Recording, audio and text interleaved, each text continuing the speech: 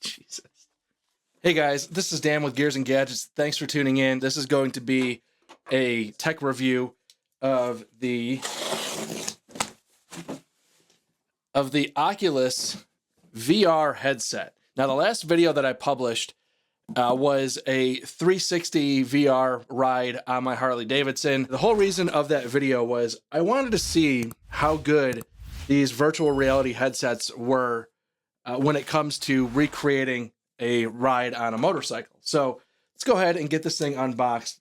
There's a big part of me that's not a big fan of losing spatial awareness of my actual reality to enter virtual reality. So I literally just ordered it yesterday, thinking about doing this video. A controller for navigation, I presume. Another controller, so you have a right and a left. The goggles. This is a glasses spacer, so I'll have to use that for my glasses. Here are the lenses. So we'll take off the little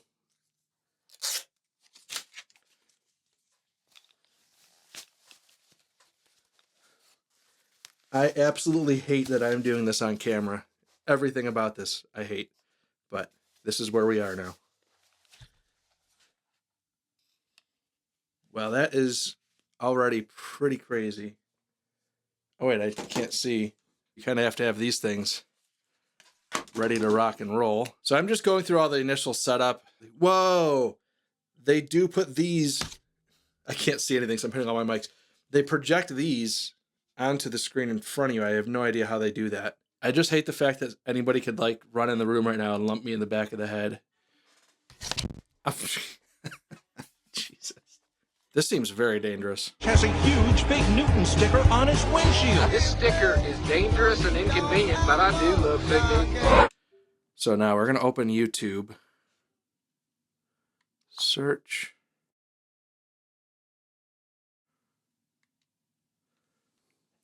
All right, so here we go. Let's react to my own VR 360 ride. See how... Price delivery is always fresh. Oh, good. Advertisements. Hey guys, this is Dan with Gears and Gadgets. Thanks for tuning in. This morning, I'm going to be taking you guys on a VR 360-degree ride here into Tortilla Flat, which is one of my favorite rides. The video quality is terrible. Okay, so this is highest quality. I will say it's not as clear as what it is on a computer, but wow. Okay, I'm going to set these up.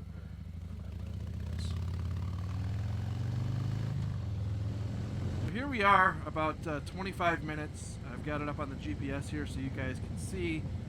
Up into so I'm going to tell you right now that I think it's not as clear as I would have liked it to be.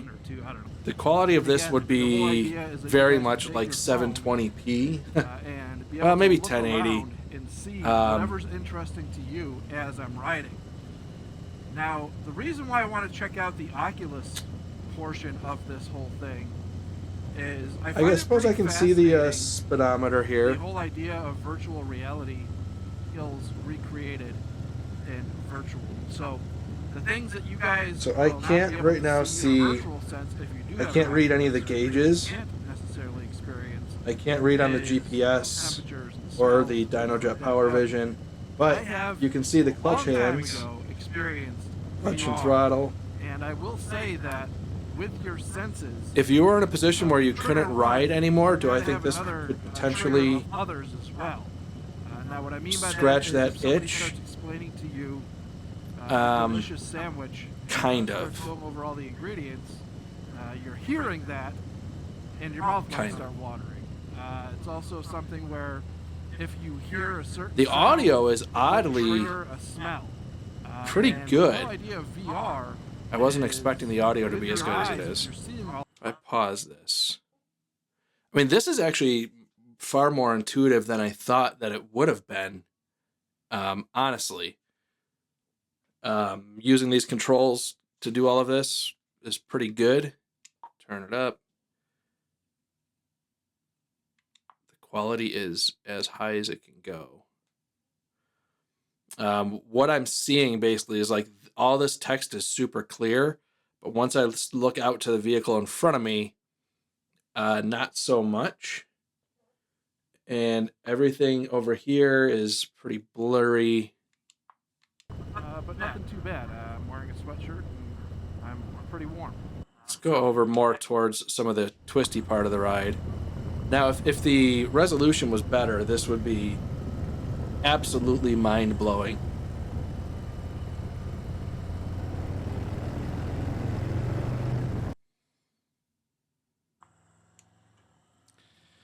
Just kind of stinks. Like, this is all blurry. So the answer to this is that it's super close, but it's definitely not there yet. I mean, all of this stuff, all of these gauges, this all looks very cool. I mean, to the point where my knees are right here.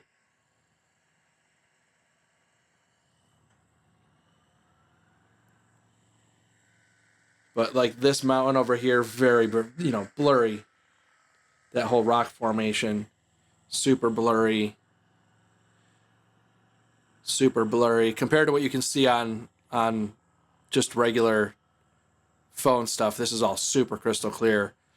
It was shot in 5.2K on the GoPro 360 and exported, and I forgot what the resolution was, but it was very, very high. So definitely gives you a bit of the feel. Yeah, I mean, I should be able to see all of this stuff super clear, and I can't. Let's go YouTube. Let's just see if there's... So here's one like this says 6K. Yeah, this is all very blurry. I mean, this is nice. I'm happy it's not just my video. This has got to be cleaned up. Still, I mean, this is wild to be floating over the water.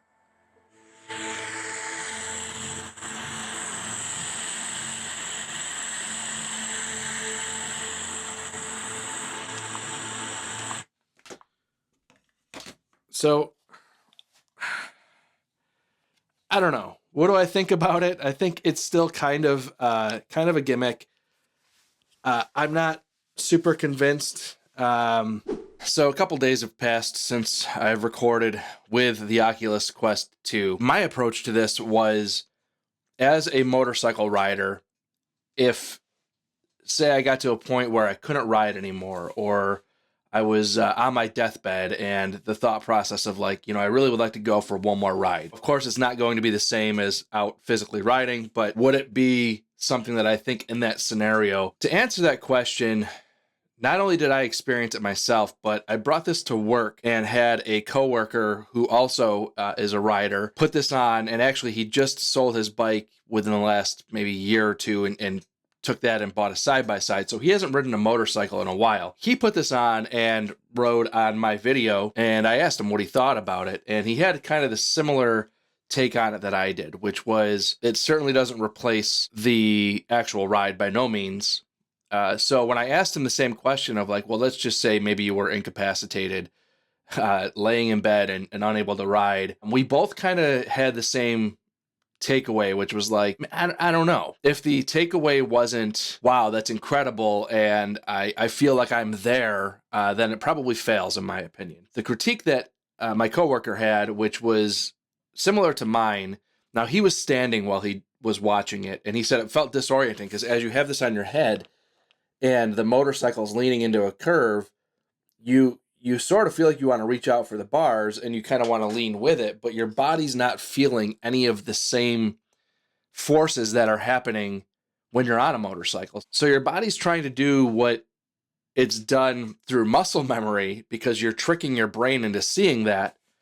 And but none of the actual forces are there. The initial disorientation of it just takes away from the experience, if anything. So the other part of this is that the clarity isn't there yet, and it just stretches it out too much. I think at this point what I'm going to do is probably just return this because I don't see the reason to hold on to it. This is a $400 unit. The 128 gig version is $299, and I don't know. I'm just at the point where I don't feel that not only with the video quality on like a YouTube video is there, I also don't feel like the experience in any of the games and apps that I had on here were that great. The other thing that I will say concerned me quite a bit is, and this is maybe just some bad parenting, quite possibly, but I have a 5-year-old, and I put her into there's only a few things out there that I could really think of to put her in. And one was like a Dinosaur Experience, and put her on this Dinosaur Experience. And next thing you know, this dinosaur is like right up in her face, kind of freaked her out.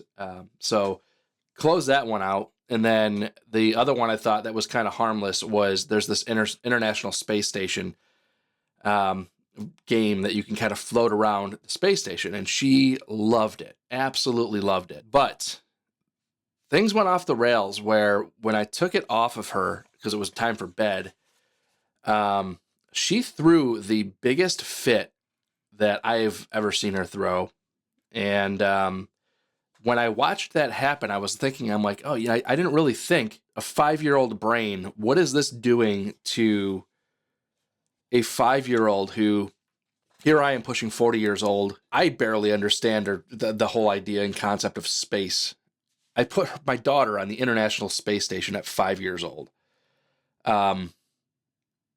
What a concept, and I don't know. I just feel like sensory overload, it's just a whole lot. And I don't know. I know I'm going to probably come off as a boomer with this a little bit, but it was a little bit concerning to me putting my child in that virtual world. Now, I fully understand this type of technology is going to be very prevalent in my daughter's life as she grows up. But I'm not quite sure that I think that a 5-year-old needs to be exposed to it today. And then me, the only thing I found sort of interesting was there was a fishing game that I sat in the recliner for probably 10 minutes, cast it out a few times, and it was interesting to sit in the recliner and fish. But I just felt like a giant dork. I'm just not super impressed with it. I was a little bit concerned about, the 5-year-old being exposed to it and what that does to the development of just motor skills and stuff. I mean, there's just so much there. It's crazy. And again, I know I'm coming off as a boomer with this, but I wasn't impressed with it to the point where I thought it was worth keeping for the use that I wanted in terms of the motorcycle stuff. I thought that would be a little more compelling than it was. So that is my take on the whole Oculus VR headset. It just seems to me like a toy. So a little bit disappointed in this video because I was kind of hoping that I was onto something where I was going to be creating kind of not the first, but producing some content that was going to be VR related and just blow people's minds, but not going to happen. So guys, thank you very much for tuning in. If this is your first time tuning in, please hit that subscribe button down below. Remember, likes go a long way to help support the channel. See you guys next time.